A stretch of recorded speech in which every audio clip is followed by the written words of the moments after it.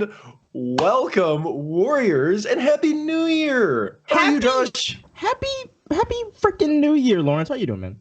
I'm doing fantastic. I'm so excited to do this hero reveal stream.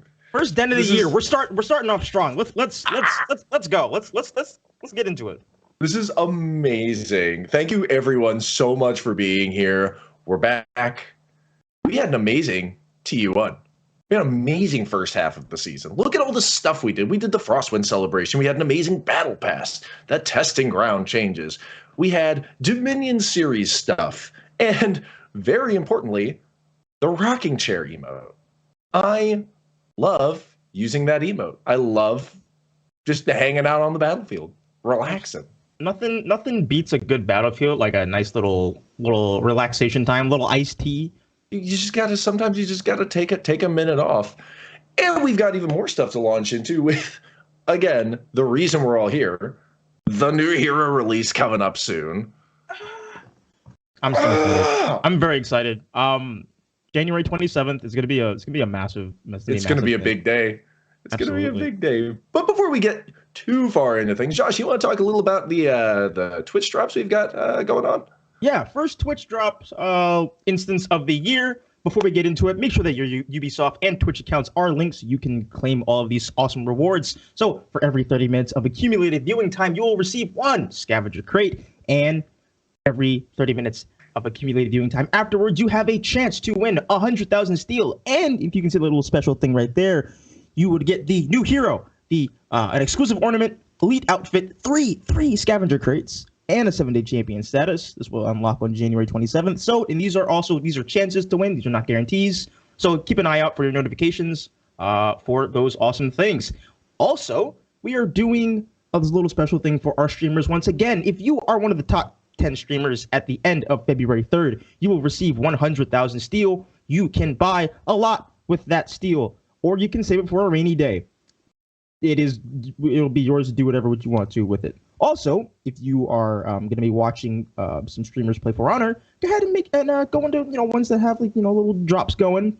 You can see that for as long as you're watching, you will receive more rewards. Just keep in mind to claim your reward once you get the notification. That way you can build up the time for the next one, and you can kind of continue going through and grabbing all the stuff. Again, super excited to do Twitch drops once again, and yeah, keep an eye out for your notifications. Let's do this.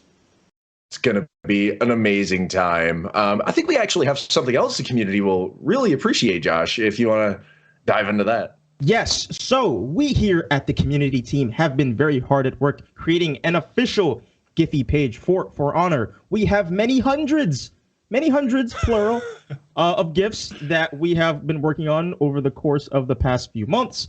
Major shout out to Callum Mark and Brian Dixon from the community team for helping put these together. A lot of hours went into creating these. Again, hundreds of gifts for you to use. We will be sure to post the link to the Giphy page once it launches soon. So definitely be on the lookout for that. And peruse through the list of gifts and all that fun stuff because they're cool. Yeah. They're really cool, honestly. I'm really excited to see the fruition of all this because it looks so good. Major shout out. One other thing I wanted to touch on real quick is the skill challenge series that we have going on with Marco Yolo. This is our 0 to Hero workout to help you improve skills that maybe you need to shore up on. You can jump around, check them all out over at our YouTube at youtube.com/Ubisoft Game Plan to kind of work through what we've got going on there. It's a really useful tool in your arsenal. Feel free to hop on over and check that out. But now, got something really exciting to show you guys. This amazing bit of artwork. 1,000 hours went into this, thanks to our Leverity. It was a collaborative work. But I mean, this looks insane. Like the fact that I can't draw stick figures and there are individuals out there that can do stuff like this. This is so cool. I'm very jealous. Like, look at I couldn't even do like a portion of this. I'm very in awe of this entire piece. Again, just a ridiculous amount of hours and detail into each hero, to every aspect of this artwork. I'm very, very impressed. So definitely, round of applause. Seriously, big old shout out to everyone involved in this, and big old shout out to our Leverity for coordinating and putting this all together. I mean, just super cool. Oh, I love it. But we know why you're here. Who is the new hero? It's not a Viking nor a samurai. Maybe. We're going to talk a little about the TU2 and more coming up here with Jan and Nico. So we'll see you guys in a minute.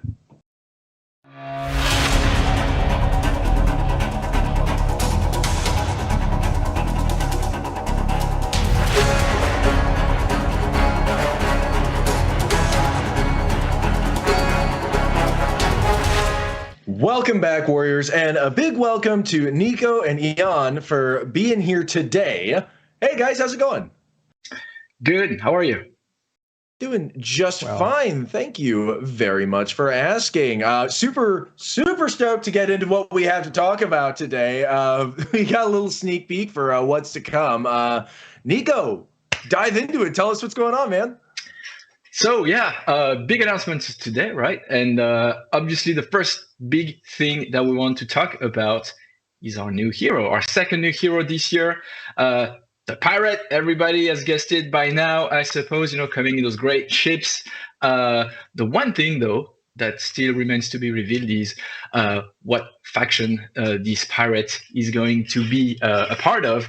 And surprise, surprise, she's not going to be a knight, a samurai, a Wulin, or a Viking. Instead, she's an Outlander. The pirate is going to be introducing a new group that is going to set things in motion for year 6. And yes, For Honor is coming back for year 6 with new content, new journey, a lot of things. And we're super excited, super stoked about this year 6 because the Outlanders are going to be a huge element for us to sort of expand the world of Heathmoor. They're coming from beyond the land that we've been traditionally exploring.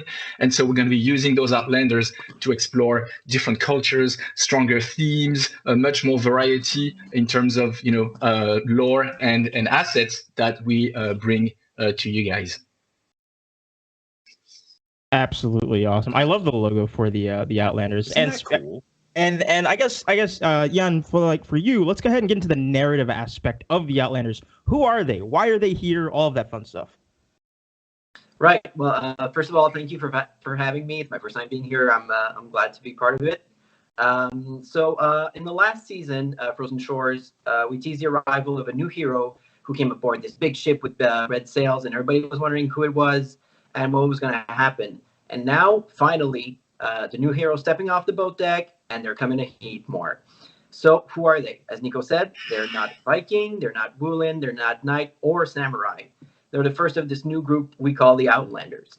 And the Outlanders, well, they're free adventurers and explorers. They're not a faction per se, but more of a group of warriors from different backgrounds and cultures. So the first hero of the group is the pirate, and as players will see, she's not interested in covenants or factions or any of that. What a pirate wants above all else is riches. Well, there's rum also, but that's besides the point. This quest, they're going on a quest for treasure, basically, and this quest for treasure, it leads to the unveiling of ancient relics, and that's what's going to set year 6 in motion. It's going to unveil the secret past of Heathmoor, and really, it's going to unveil the Heathmoor's lost horizons. That description sends shivers down my spine. I'm very excited for right? I'm very excited for the Outlanders. But Nico, let's go ahead and kick it back to you and kind of start talking about the content of year 6 and what are some things that our players can expect once the season starts rolling up. Sure. So to us, the big new element that we're bringing in year 6 is going to be hero skins. What are hero skins? Well, they're a brand new customization element for traditional heroes. Think about these as brand new, ready-to-wear skins that will explore different kinds of identities for the traditional heroes you've grown, familiar with. So these skins, we are planning to bring one per season. They're going to be, each season, one skin for one hero. So, it's going to be something that we'll be building over time. And stay tuned to know which hero will get what kind of skin as we go along, the journey of year 6. On top of all of these cool skins, you can expect also a lot of new gameplay updates. The game is still, very unique. For Honor is this very unique combat game in the industry. So our commitment to maintaining and improving that experience is going to be driving us forward in year 6. So you can expect testing grounds coming in again every season to bring in different core gameplay updates, balancing updates. On top of that, on the event front, the Covenant games are going to coming back, throwback events also, along with new surprises that we'll be announcing as we go. And finally, 2 new heroes. 2 new heroes in year 6, but as we said, we're bringing the Outlanders along. We're going to need to grow their ranks. So these 2 new heroes are not going to be from traditional factions. They're going to be Outlanders, and this is how we're going to be increasing the diversity on our roster, explore different cultures and fight styles to really bring and expand the world of For Honor in year 6. So that's what you can expect in year 6 Lost Horizons. Thank you for all that amazing information, Nico and Ian, and thank you for being here on the Warriors Den today. Sure. Thanks, Lawrence. Thanks for having us. So we know you're raring to go for year 6, but we do have to ask for a little bit of patience at the moment as we get everything finalized and good to go.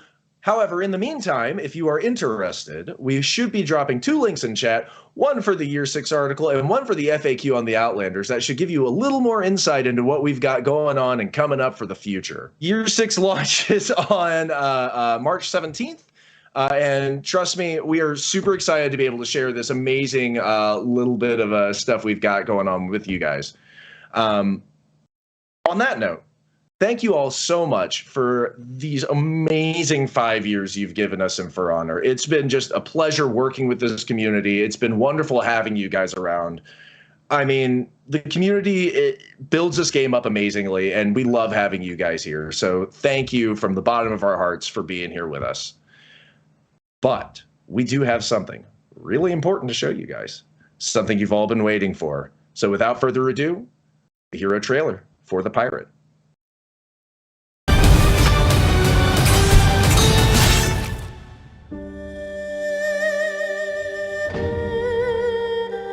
Who am I, you ask? And who do I stand with? Covenants? Factions? You think too much. Look, I've got a good blade, a few tricks up my sleeve, and a nice crew. Call me an Outlander, if you like. Stop asking. More fighting, mate!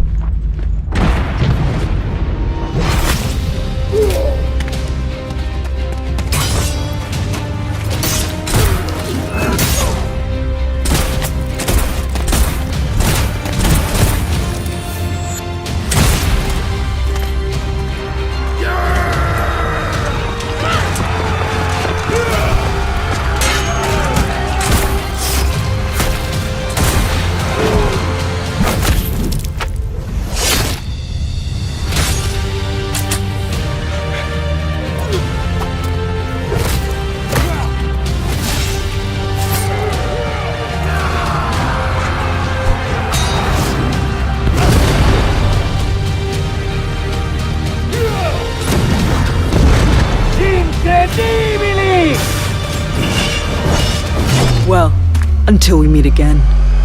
Get ready, 'cause you're in for a wild ride.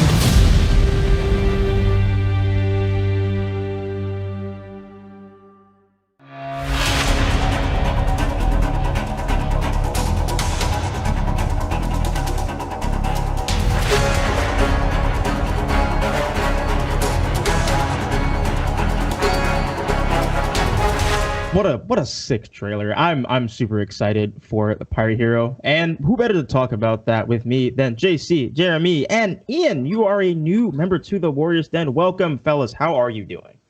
Pretty good. What about you? Very good. I'm doing very, very well. Again, that trailer was super awesome. But yeah, let's go ahead and start talking about some of the things that are coming with the Pirate Hero. Let's talk about the general concept behind the pirate.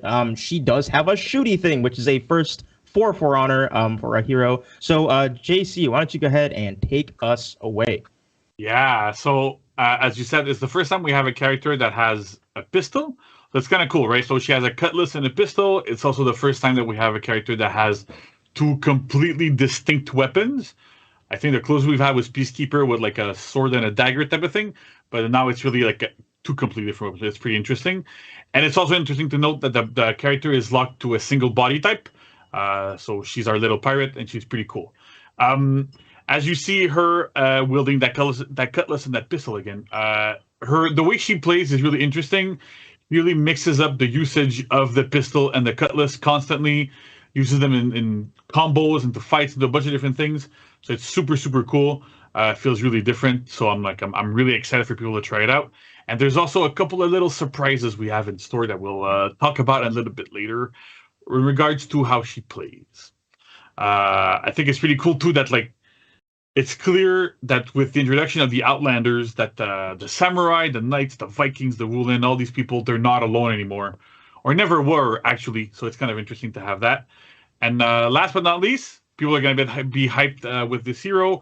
We're making sure that we have cosmetic rewards available through a free event pass that will launch with the launch of the hero. I know Jamie's going to talk a little bit more about cosmetics in a while, but it's pretty interesting. So I'm really, really hyped about the hero. Me too. Now let's jump on over to the narrative side with Ian. I know you are, like I said, mentioned, you are new to the Warriors Den, but let's go ahead and start talking about the pirates. Let's talk about, or like the pirate hero. Let's talk about the Outlanders, and kind of the inspiration that the pirate hero kind of takes inspiration from. By all means, go ahead and you have the floor. Thank you very much. All right. So first and foremost, let's be clear: the pirates. They're not a faction per se. They're a group.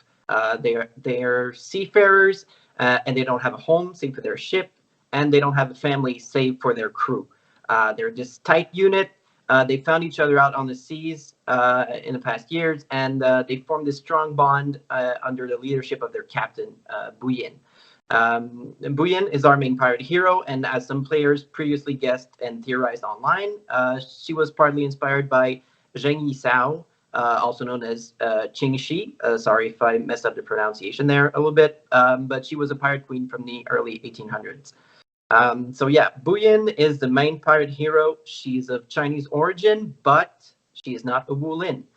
When she was young, she lost her entire family in the Wulin Civil War, and because of this, she has no allegiance to the Wulin or to anyone else, really. She grew up as an orphan on the seas. She gained knowledge, skills, and a killer edge, all in the name of survival. She grew up alone, so along the way, she's picked up this crew of like-minded individuals. She gave them a home, and now they've arrived in Heathmore.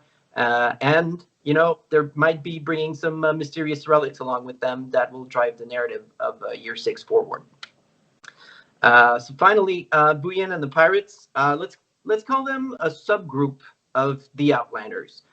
In the same way that all thumbs are fingers, but not all fingers are thumbs, all pirates are Outlanders, but not all Outlanders are pirates. The pirates are just the first hero of the Outlanders, and there is so much more to come. Ooh, a little teaser. Yeah, a little tease for the future of Year 6. You have maybe. Ooh, interesting. All right, Jeremy, let's go ahead and move on over to you. So, since we are introducing a pirate hero, obviously we're going to have some pirate-themed armor variations and weapons. So let's go ahead and take a look at these. Yes, absolutely. Hello, everyone. On the art side, like Jan was saying, the pirate traveled a lot. So the first set is really focusing on that backstory of the character. So she traveled a lot. She's looting stuff here and there across the world, and you will see there is some reference from the Chinese, yes, but also from the different culture that we have in our game. So really, it's not a mix and match, but you can see that there is some reference from all of the culture in the game. After that, the second set, we went with something a bit more formal, I would say. There is still different inspiration from different culture, but like you can see, it's a bit more formal, a bit more ornamentation on it. So that's what we went for the second set. And the third set, it's really a mix between the Viking and the sea culture. So that's where we went a bit crazy on the pirate fantasy. You will find a lot of pirate element on that set, and really that was the goal with this last one. So like you're seeing, each of them you have like two different versions of it. So once it's the coat that is on or off. Sometimes it's the bandana. Sometimes it's the hat. So there are small difference here and there. But the most important thing is really the fact that the theme color and the alternative material are not applied at the same area. So it's going to give a lot of freedom for the player to customize their character how they want it to look like. So that's really awesome. One last thing is Andrew was mentioning to me that not all of them, so not all of those visuals, but some of them, you will be able to apply the alternative material on the ending part of the hairs. So it's going to give a bit more freedom, once again. So for those of you who are a bit trendy and that you want to customize the hair of your parrot, you will be able to do it. So with this release, we're having 14 different visuals that will be released, and we will have 4 additional ones that will come later in the coming TUs. Beautiful. I love a good pirate hat. Mm-hmm. And I guess also we have some pirate weapon variations to look at as well. Yes, absolutely. So we have the weapons, like GC said, we have the blade, the guard, and also the pistol. Those weapon is called a cut glass. Once again, we're starting with very simple version, I would say. The designs are, I wouldn't say basics, but like we're using more wood, rusty iron. And as we go more, we are going with some more exotic and some more fancy designs. So this time we're going to have 4 basic weapons, 3 advanced, 3 heroic, 3 epic, and 5 legendary.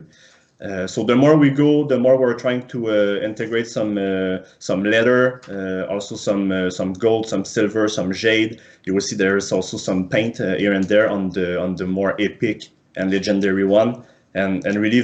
Around the legendary one, you will start to see some sea monsters, some patterns also that are a bit more fancy, I would say, a bit more exotic. So really, it's a nice variety, I would say. If I can just add really quickly, the design of these weapons combined with their names might reveal a little bit of the past of Bouyin. If players want to keep an eye out on the names, they could connect the dots and figure out where she's been and what she's been up to. Ooh, you have been on the show once, and you've already dropped 2 teases for all types of things. I am here for it. One thing I wanted to mention is just like it makes sense for a lot of these weapons to have like rust on them or like water spots. They're out on the sea. They're fighting. They're doing all these things. So like having that little element just helps really bring things together that like all that much more, and it's brilliant. And then like look at that. That just looks brilliant. That's awesome. Yeah, they're amazing. But there you have it. That is the narrative aspect of the Pirate Hero and the Outlanders. On all, and of course, the cosmetics and all of that fun stuff. So, gentlemen, thank you so much for stopping by on the show and talking about TU2 a little bit, and talking about the Pirate Hero and all the little fun things that come with her. But JC, don't go anywhere, because you and I actually have some gameplay to go over. Isn't that right? Oh, yes, indeed. Ooh. Well, just before we go, I just want to mention that this character is a huge effort, but it's really a collective effort. A lot of people are working on this from the Montreal team, but also from the Chengdu team. So really on the art side, the design side, the animation side, all of it. I want to say a huge congrats to the team, because we're always trying to push the boundaries. And once again, I think we really succeed. So can't wait to see the player to enjoy that new character. But I'm pretty sure they will all really like it. Congrats, everybody. That was amazing. Absolutely. Hats off to everyone who worked on this. Pirate hats off. I like you. I need to have you on more often. But just as a reminder, folks, the Pirate Hero will be available on January 27th, and there will be a 2-week period, and then the hero will be available for Steel. So definitely be on the lookout for that. But with that being said, don't go anywhere. We're going to get into the hero gameplay right after this. So we'll be right back. All right.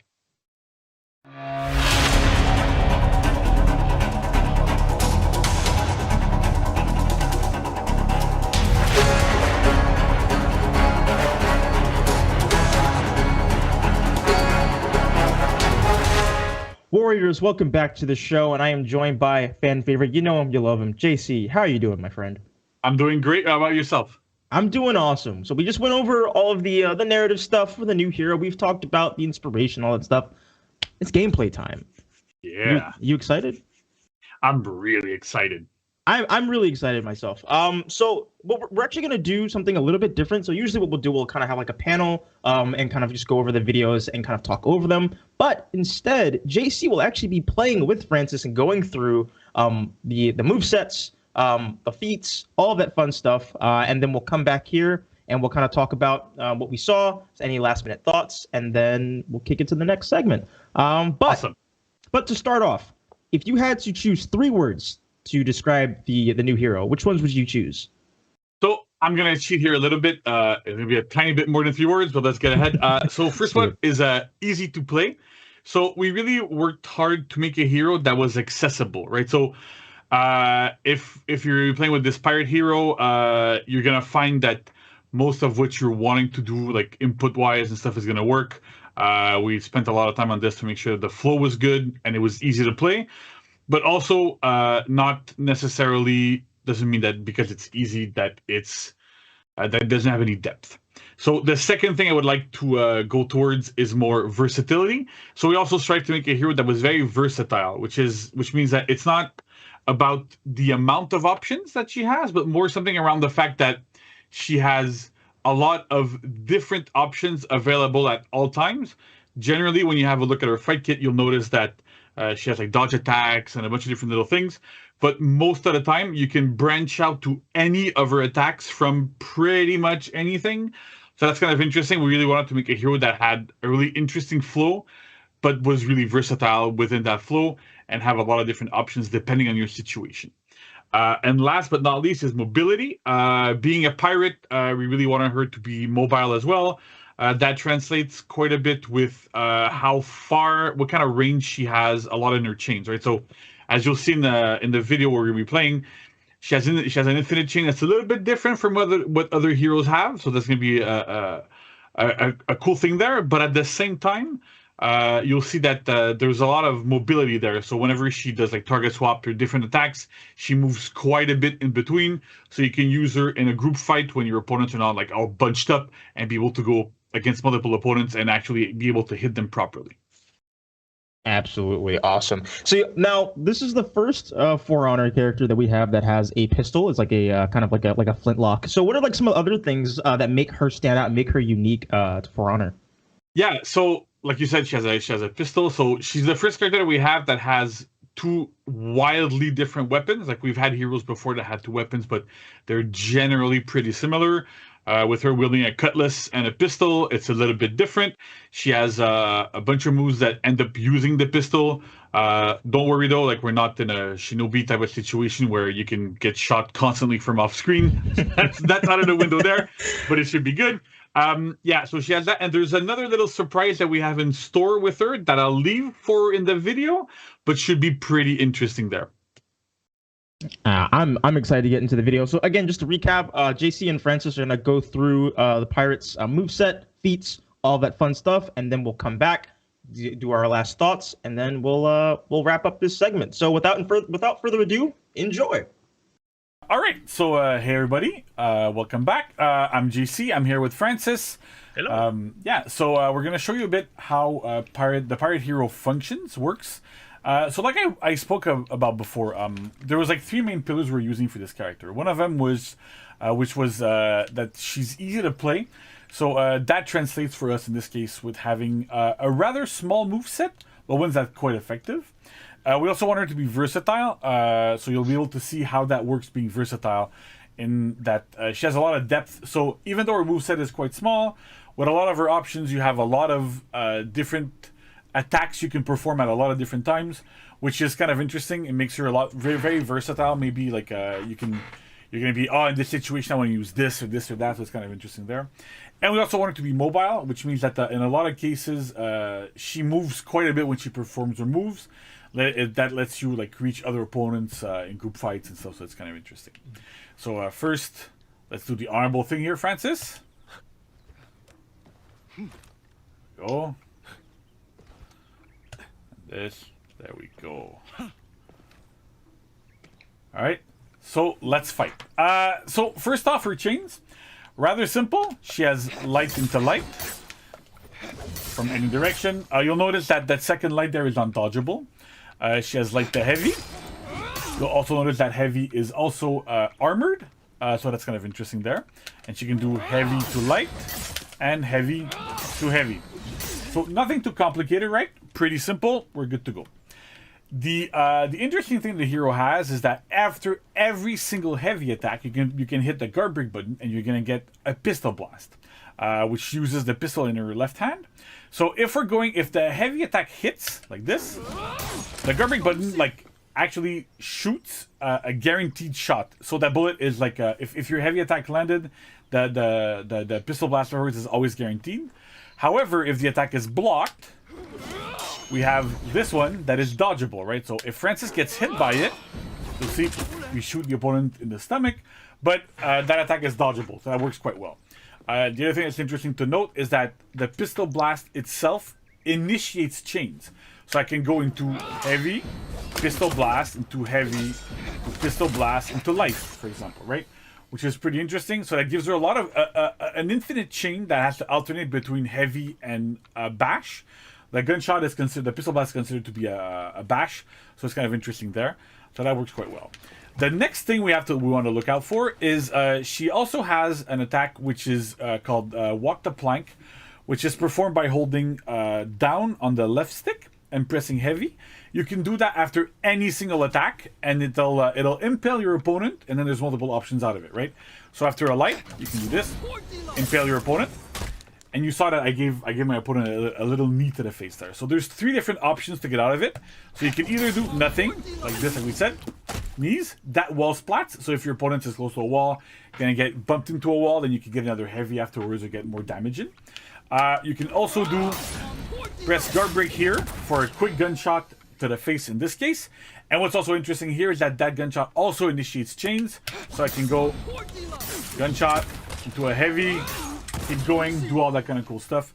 So like that flow there is really interesting. It works quite well. That move can be used to gank. It works really, really well. And last but not least, you can dodge out of it to avoid other opponents. So that's kind of like the gist of that attack. On top of that, we have Dodgford Heavy. Dodgford Heavy is the first time we do something like this. The move itself is rather slow, but it's unblockable and armored. So it's kind of interesting that you can do it.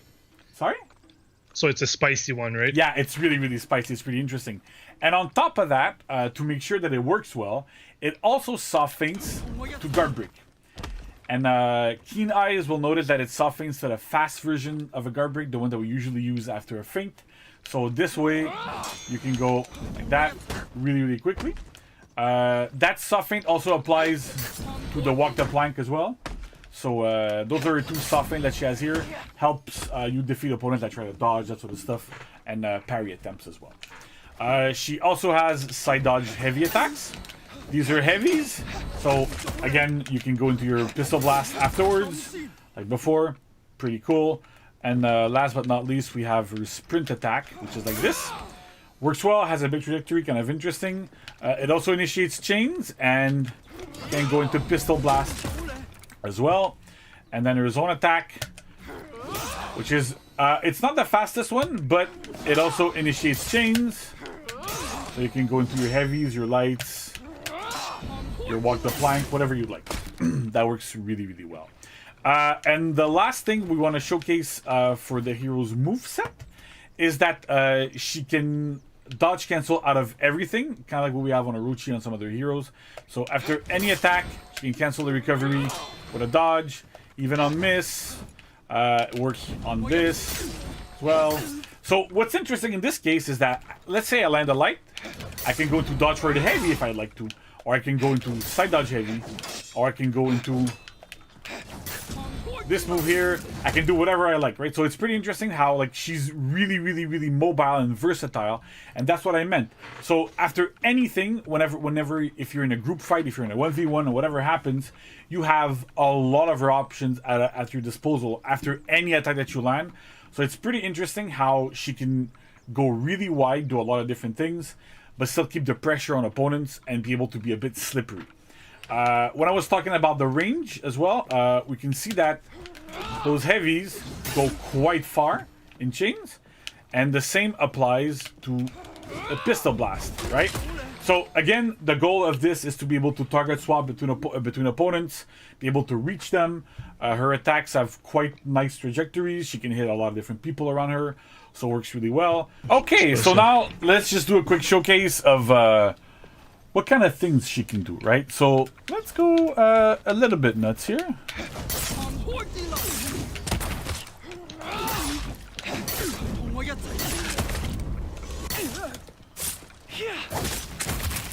And with a little execution right there.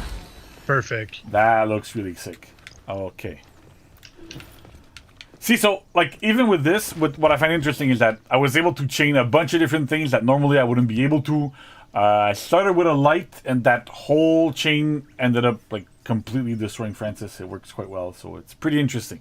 So that's about it for the moveset. So we're going to move on to feats. Francis is going to explain to us a little bit how the feats function. All right, so let's talk feats. Francis, you want to run through the pirate's feats? Yeah, for sure. So first feat for pirate is going to be one called Armor Piercing Slug. So it's super simple. You're just going to throw a bullet towards your enemy. When it hits, it's going to do a defense debuff and deal direct damage. Pretty simple. Yeah, let's look at it. So from neutral. Yep. So it's pretty interesting too, because that feat is that feat actually lets you do range damage, right? Which is one of the things that we didn't want to have like on demand at all times, but you can still perform range attacks a little bit with her pistol. Yeah, that's a good point. Yeah. So for feat 2, we have a feat called Pocket Bomb. This one is also pretty simple. You just throw a bomb at somebody. It has a small radius, and it deals also damage when it impacts. It also has a really cool animation, so yeah, if you can do that one. Let's have a look. Nice. That's pretty cool. Yeah, exactly. So for feat 3, this one is I think it's a really cool one. I don't think we have something like that in the game right now. It's called Trick Shot, and it's basically a projectile that will bounce on contact to another close target. And that feat can bounce up to 3 times, considering the initial target. It's a 4 attack if all the enemies are in the vicinity. So we can showcase that one. All right, so let's look. So I'm gonna shoot it at the Yorm here, courtesy of Benjamin, that you guys know from the Warriors Den a bunch of times. So it's pretty interesting, right? The bullet hit the Yorm and then bounced to the Kyoshin, dealt damage and applied bleed as well. Right? Exactly. So it's also worth noting that this may sound like super strong, but you can also dodge it at any point to stop the ricochet from happening, right? Okay. So if you can do it again. Yeah, I can't right now because it's still on cooldown, but we'll be able to do it. It's okay. So what's interesting there is how many targets can it hit? So it's 4 targets, right? So we say it's 3 bounces with the first target. So basically just keep in mind that it's a 4 target attack. But at any point, right, if you're dodging, you're just going to stop the ricochet from happening to other targets nearby. And can it hit minions? Can it do any of that stuff? It can't hit minions. It can hit yourself or other allies, but it won't bounce or ricochet from an ally or whatnot. It can hit the king in breach, and I don't think it can hit the guardian. Okay, all right. But that's All right. So what about feat 4? So feat 4 is called Gunpowder Surprise.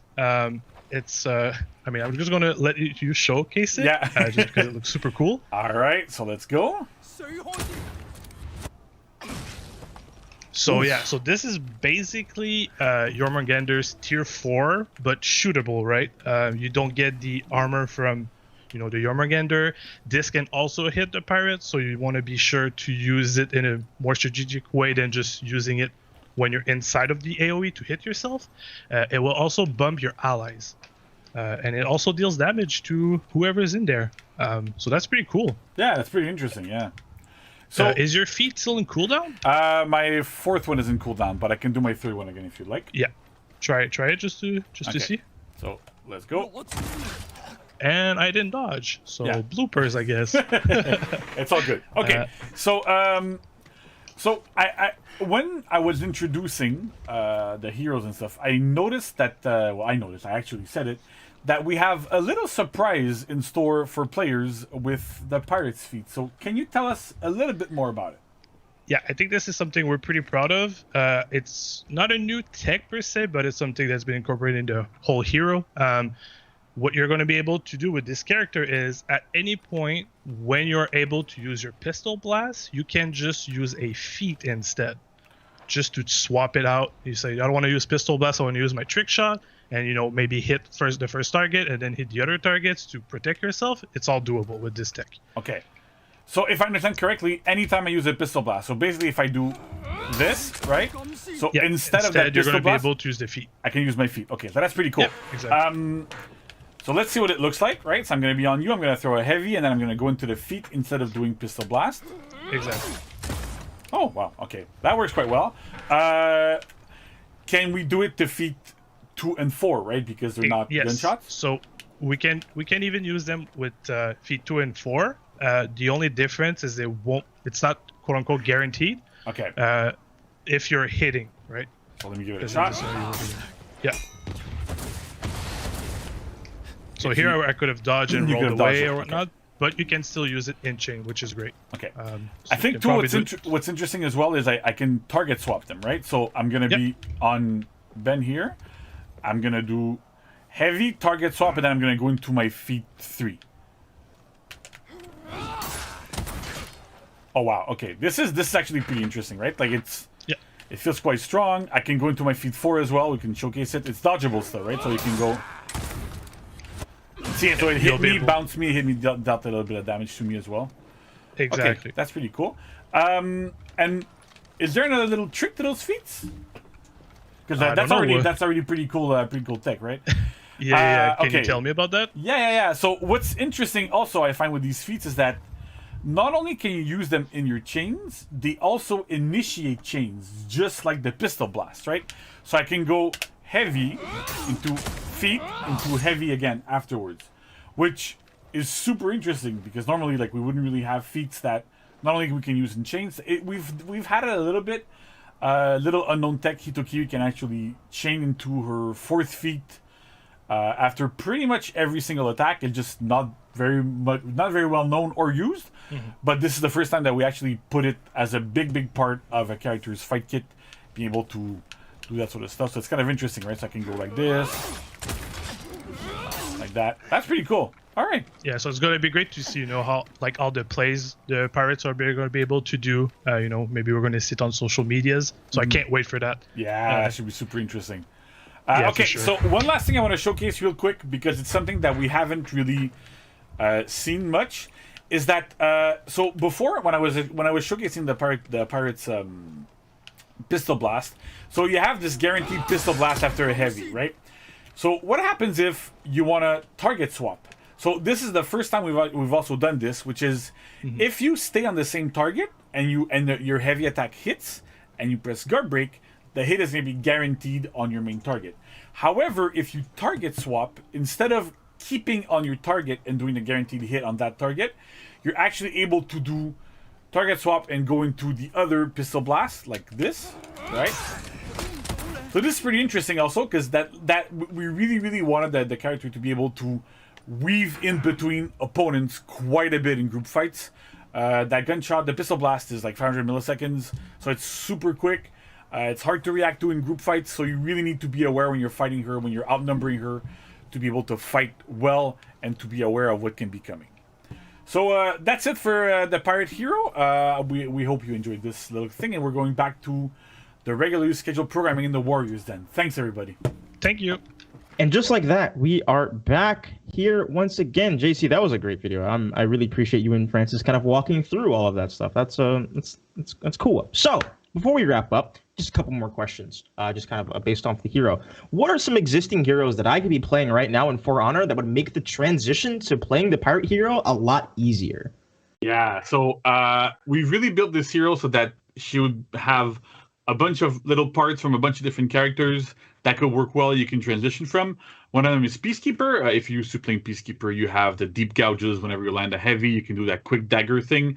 So the pirate hero has the same with her guns, with her pistols. So that's pretty strong. Also, if you play Zanhu quite a bit, you'll be familiar with the dodge cancels, being able to cancel all your recoveries into dodges to give yourself more mobility, a bit better, like mix-up options as well. That's pretty strong. If you're familiar with Gladiator, she has a similar thing to his Skewer, where she can impale her opponents, do like a bunch of them follow-ups, help in ganks. So generally, if you know these three heroes, you should be good to go. She has, like I said, a bit of everything, so it's kind of interesting there. And since she's such a versatile hero, how would you say that she would fit inside like a team comp? And like this is, just whether it's regular gameplay, esports, stuff like that. Yeah. So generally, like we view her as a kind of a jack of all trades, master of none type of thing, where she can do she can do a lot of different. She has a lot of different options. She can compete in a lot of different spots. But generally, we also try to push her more towards what we have at the super high level, which is a lot of like group fights. So she has a lot of tools to compete in group fights. So that's quite good. Yeah, whether you're outnumbered or you're outnumbering, with all of her different tools. The feed cancels definitely help in this regard. It's one of the few heroes that can actually do something with hitting a character one way and then be able to hit somebody else that's further apart in a group fight that are trying to attack you, that's trying to stay maybe a little bit out of your range. So those are kind of really interesting things that she has that work quite well. So I would really see her, I think, in a lot of group fight focused compositions. Beautiful, versatile indeed. I'm very excited for the Pirate Hero, and for everyone, just as a reminder, the Pirate Hero will be available January 27th. So definitely go ahead and update the game, get your time in with the hero. JC and Francis, if you were watching, hello, thank you for going through that video and showing us all of the awesome stuff for the Pirate Hero. But Warriors, don't go anywhere. We will be right back. All right.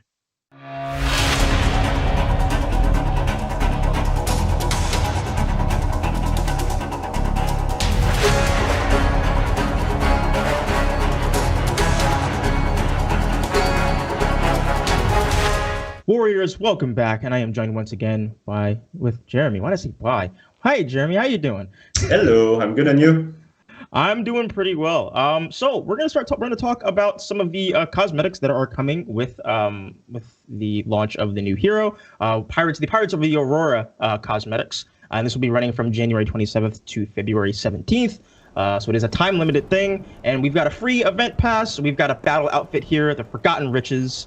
And we also will have a mood effect called Riches of the Deep, as you see Black Prior here hanging out with his hot treasure, as I mentioned earlier. Mm-hmm. And then we also have an ornament that will be coming as well called Mutinous Riches, very swashbuckly, very piratey. Is that an eye patch on the skull there? I think. Of course it is. It is. Yeah. You have to have the classic eye patch. So yeah, these were all things that will be available from January 27th through February 17th. But let's talk about some of the other things that that'll be coming with TU2. Of course, we always do like a menu kind of rollout. So why don't you go ahead and take the floor, Jeremy, and kind of talk to us about these things. Absolutely. So by this time it's still in winter. In this studio, we're still in winter, but with the arrival of the pirate in the universe, we went a bit crazy with the Aurora Borealis. So like you can see, it was present in the main menu. It is also in the face-off. It is also in the landing page. And really, you can see it's going to be all across the platform. For the world map, previously, we could see that something was coming near the land.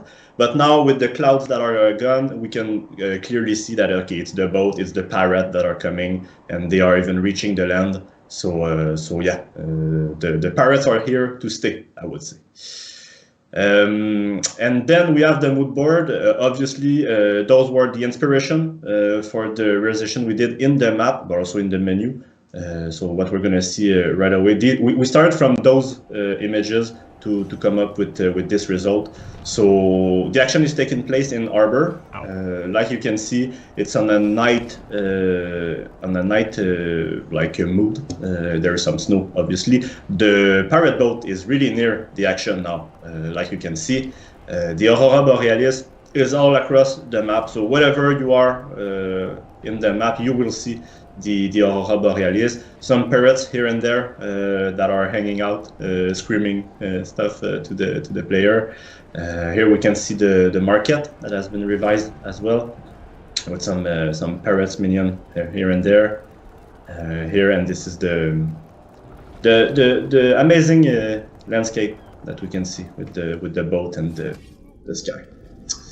During this TU, we will have those new minions. So we're keeping the previous parrot minion that we had the TU before, but we're adding this one. So one side we're gonna have those visual, and in the other side it's gonna be a rotation that's gonna be for the three other visuals. So it's another parrot minion added to the roster. Beautiful, awesome. Everything looks super sick. And then we also have some armor variations for already existing heroes, very pirate themed stuff. Absolutely. So yes, we have a new character, but we're not forgetting our other character this time. So we have really new designs for them. Like you can see, those are obviously with pirate related design. I would say there is a lot of materials, a lot of tattoos that have some exotic patterns, but compared to the previous batch, you will see that they are slightly more chaotic. I would say they are really badass. So that's why it's a bit more, it's a darker tone, like you can see. And even some of the characters, not all of them, but some of them, you will see that they have one blind eye. So obviously it's a parrot reference here as well. So I wanted to say a huge congrats to the Chengdu team who worked on them, who designed them. So once again, we succeed to have some amazing content, and the player will be really happy to receive all of them. I'm excited to see them all. We're actually going to go ahead and roll a video kind of showing like all of the armor variations. And after that, we'll be right back to talk about some improvement to materials. So enjoy the video and then don't go anywhere. We'll be right back. Perfect. Bye-bye.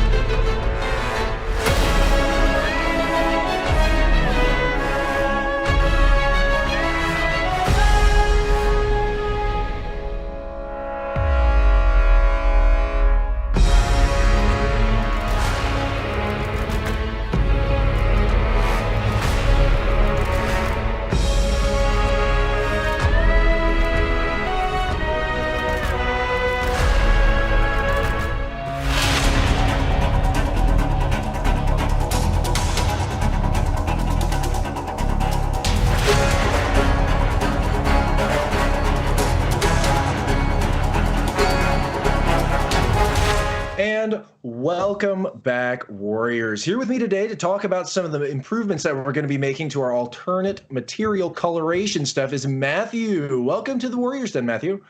Thank you. Always glad to be back. It's been a year or two, I believe, but always happy to come back. But we're always happy to have you on, man. How you doing today?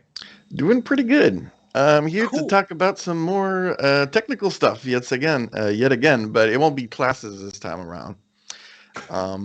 So the gist of what's happening is that we've done some improvements to the way that the material system works. However, explaining what those improvements were, even to the team, proved kind of difficult because nobody quite understands, like, the color theory behind all of this stuff is kind of complicated. So we figured, like, since we're releasing this improvement anyway, we may as well kind of like talk to the players about what it is, It actually isn't that difficult. It just sounds really complicated on paper. So I figured we'd, discuss this directly on the Warriors Den. Excellent. Thank you so much. Well, let's go ahead and jump into it, man. Sounds good. So here's the thing. We're going to be talking about the way that colors blend. Now, this is a masterclass in color. It is not. We're just going to be, surfing over stuff. But the important part to understand is that there are different ways how colors can blend. What we're seeing here is the classic blending of RGB colors that gives you white. It's additive color mixing. Is what you see in old video game puzzles, or even when you're choosing your hair color and when you're editing a character or whatever. It's just, your red, your blue, your green mixing together gives you white. But it's not the only type of color mixing you can have. There's a bunch of different ways how colors can interact. If you grab some paint and you put it all together, you don't end up with white paint. You end up with this grayish brown sludge, So we have our own way how to interact with colorations with the way that the alternate materials work. And yep, this is it. It's the old coloration method. Essentially, the way that it worked is that whatever was gray, or as much as gray as possible, would pick up the alternate material color. And as you get away from gray, you start mixing less and less. And it is a very efficient way to do it. But the problem is that it's assuming that the alternate material color that you're putting on top of yourself is gray. It's great for armors, like for our knights, but when you start adding it on wood or adding it on leather for, like, Vikings and samurais, well, it starts acting funky because that stuff isn't gray, it's brown, or it's, whatever color was underneath. And a lot of our alternate armor sets also have different coloration. And even our armors, they're not actually all that gray. They're kind of rusty and they're reddish. You can't really tell, but there's some red in there. And it's causing the coloration to look weird. Yep, so here we see the old coloration method that if you apply our colors on stuff that's not gray, see, we have some green here that's showing up yellow because of background coloration. Or if we put some blue there, you end up with some pink. Doesn't look right, and that's why the alternate materials always didn't quite look right most of the time. You would choose a particular color, and unless the color was really bright, really saturated, and it would just drown those changes, you would end up with, like, slight discoloration that didn't look quite right. And not only that, it would cause us from not being able to use colors that were, more grayish because, the method mixed gray, so it wasn't working well. So we decided to go with a new method. The new coloration method, what it does is it essentially removes all the coloration before we slap our alternate material on it. We're desaturating the armor or the mesh or whatever's underneath before putting our color in there, so that instead of having some blue here that's giving us some pink, you just end up with blue. It's a slightly more complicated way how to see a coloration method. It required us to mix our colors using tints and stuff instead of using classic RGB, but it gives us a lot of power, and it permits us in this improvement to get the exact coloration that we want on our armor parts instead of having an approximate kind of color. This change is entirely retroactive, so everybody should look better all of a sudden that's using alternate materials. We can see some examples of that right up here right now. Everything that's the colors that are more muted and more close to gray are the ones that'll see the most benefits. This change is also going to permit us to make some of the colors that are not as blasted, super saturated, and go with, more natural colors that will mix better on our armors, rather than go with like full white and full pink and full, go with some nicer, more muted colors that'll work better on all of our characters instead of just working on knights. No, nice, they work pretty well already because, the armor was pretty close to gray, but some not as much. Mostly, Vikings and Samurais are going to benefit from it, but you do also have some knight changes.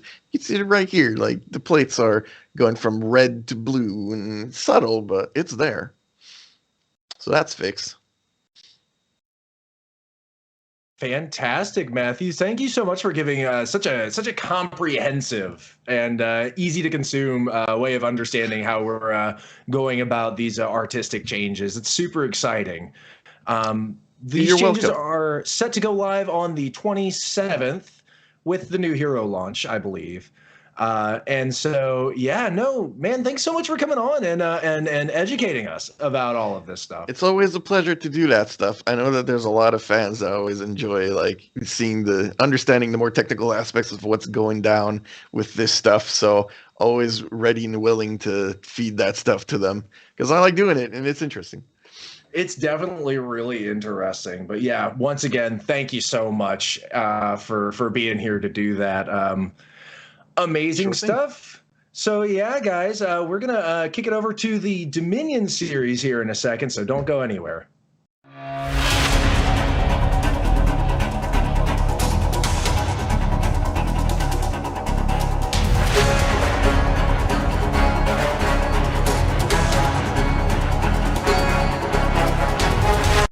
And welcome back, Warriors, and welcome to you, Clarissa. Thank you so much for being here. It's a pleasure, as always. How you doing today?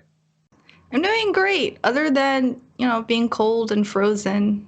Not because of the shores, but because it's in Montreal. Sorry. Good one. I don't know. I'm sorry, chat. But you know how I am with these jokes. Anyways, how are you doing? I'm okay. I'm doing excellent. Thank you so much for asking. Dominion series. That's what we're here for. We just had our last chance qualifier on the 15th. Clarissa, why don't you tell us a little bit about that? Yeah, so just a quick reminder, Stage 4. We're in the final stage of the Dominion Series 2021. And like Lawrence said, last chance qualifiers happened this past Saturday. Yes, January 15th. And it was really awesome. There was no official broadcast, but huge shout out to the For Honor Discord Dojo for streaming the EU bracket and for Norgaz who streamed the NA bracket. So definitely check out their Twitch to see the VODs and all of the fun stuff. So let's quickly get into the brackets. We'll start with the EU. So for EU, there were 12 teams participating. And the winner of this is Tylenol and Friends. Woo. And they took it over Extra Cool Gatchier's ECG. So a quick note is Tylenol and Friends are actually Homeless Shelter Squad from the Stage 3 Major minus Setmix. So it was so these two teams were pretty much the ones that were favored to win. But Tylenol and Friends really, they really showed their, I guess, dominance, if you want to say. They're very strong. We thought the games would be really close, but just from game 1 in the grand finals, they had a over 500 point lead. And actually in game 1, only one person dropped 1 death. No one else died. So really cool. Definitely check out the VOD at the For Honor Discord Dojo Twitch. So congratulations to Tylenol and Friends. And now we're going to go into the NA bracket, which, I don't know what to say about this one. Guidance Gaming was the favored team to win, but it was actually Better Than You. And Better Than You is a brand new team consisting of Mio, Flop, Jarl, and Tetsu. Tetsu was actually on Virtue. that Virtue was the team that competed in the Stage 2 major, but the other folks are new. They're actually from console. So it's really refreshing to have new blood come in and take it over Guidance Gaming and just really show why they deserve their spot in the championship finals. So I don't know what else to say other than you should check out the VOD from Norgaz, especially the winner's interview, where Better Than You did talk about how much they practiced. They grinded 2s, they grinded 4s, they focused on the LCQ. They actually weren't even 100%. 2 of their teammates were a bit sick. So I'm really excited to see what they bring to the table in the championship finals. So congratulations again to our 2 winners. Woo! And there's also one more thing that we wanted to show. It's a clip from the EU bracket from the grand finals. Just an inspiration for y'all folks who have the rocking chair emote and how to kill or end your match in style. I love that. I love that so much. Right? Oh, man. Just everyone's sitting in the rocking chair, surrounding the last person, chilling. Anyways, we love these kind of content.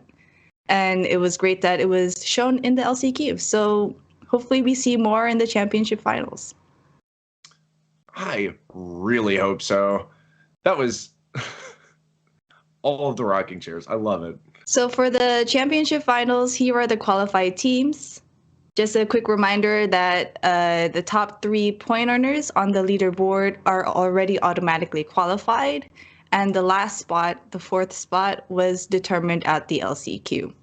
So it's really interesting because in the NA team, we do have 2 teams that have never competed in the majors before, Black Jackals, who showed a huge display of, a really great performance in stage 3. I was going to say stage 4, but we're in stage 4 right now. But in stage 3, and then Better Than You, just showing up in the LCQ and taking the last spot. And then for the EU teams, it's pretty much the same teams that we've been seeing in the previous majors. But something that's really cool about this year was each season or each stage, the meta has changed. And, this meta for stage 4, because we had Shinobi going to testing grounds, now put into live. Shinobi has been played much more in this stage, but we'll see what happens for the championship finals if there are any more other changes happening. Yeah, and on the note of Shinobi, we do have a live patch that's going to be going up on the 27th for Shinobi. So Shinobi went from testing ground, we just got him in live, and now we're taking some time to nerf based on overperformance. Things that we've been seeing. Firstly, we're going to take the front/side dodge kick and make it punishable on a miss. We're going to reduce the window of opportunity to enter backflip so that Shinobi is not able to notice the opponent's actions and actively react in time to the backflip when necessary. Thirdly, nerf stamina cost of certain moves to make Shinobi a little slower on the combat output and introduce some moments where, you really need to think whether it's worth spending that stamina. And lastly, nerfing the shooting stars so that Shinobis aren't comboing it into the front dodge kick. So hopefully that'll alleviate some of that overperformance that we were kind of talking about and seeing. But just wanted to get that housekeeping out of the way. The patch note article is going to go live on the 27th as well. So you'll be able to hop on over to the For Honor website and check out all of the changes in depth, just so you can get a better lay of the land of what we're doing here. But thank you, Clarissa, so much for being here. It is always a pleasure to have you on, and it's always a pleasure to have the Dominion series. And thank you so much.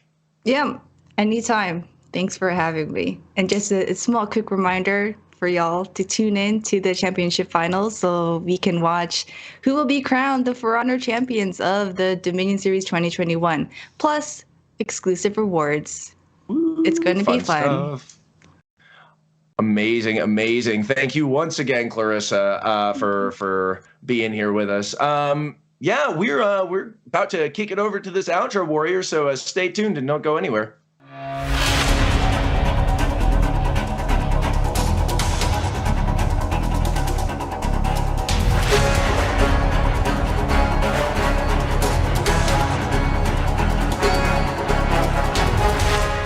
What an amazing show we had. Let's go over a little bit of everything we just covered. We have the Pirate Hero. We have a new group, the Outlanders. We are coming back for year 6. We covered alternate material improvements. We covered the Dominion series. There's so much content to go through. Super excited. Can't wait to share all of this with you when starting with the Pirate launching on the 27th. Coming up, we've got even more stuff. So we've got the For Honor 5th anniversary celebration and Valentine's Day celebration coming up on February 10th to February 17th. Got a little surprise if you signed in during that time period, so don't forget to come and join us during that time. We've got some more events coming up. We've got the Covenant Games, Horko's Masquerade, which is going to run from February 17th to February 24th. Amazing stuff. Huh? I was saying I was excited for this. Oh, yeah, dude. No, amazing. We've got the Black Friars for Post event running from March 3rd to March 10th. And then we've got some even more exciting stuff on that note, Josh, if you want to talk about it. Yeah, so who likes For Honor music? I know a lot of you do. I've seen a lot of threads just asking, hey, how can we find some of the For Honor music specifically for the Year of the Covenant's Year 5? And I'm pleased to announce that we have that for you now. The amazing composer Luc St. Pierre has an album out of the For Honor music, and you can get this on every music streaming platform that you can find. So you got Spotify, YouTube Music, Tidal. If you want to use the music in an Instagram reel or on TikTok, if that's what you want to do, we will have that available at a later date. I'm a massive music fan. I'm a musician myself, so I definitely appreciate when we kind of get to do something like this, kind of give the music back and kind of be like, hey, listen to it while you're, I don't know, working out or something. I don't know, but just use it. I love this. This is awesome.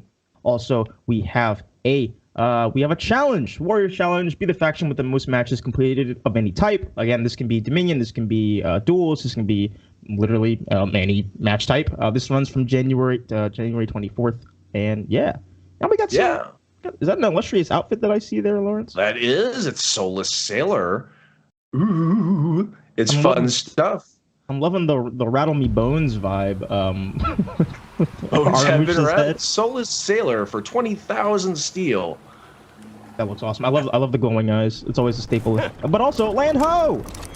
If you want to be a warrior and spot out that hot treasure on the other end of the map, you can do that with the emote. This runs for 5,000 steel. I like it a lot. And there you have it, folks. That is our show. New Hero Pirate coming out January 27th next week. We are super excited. Definitely go ahead and get your, time in with the hero. There will be a 2-week exclusivity period before the hero is available in Steel. But definitely share your thoughts once you get the hero.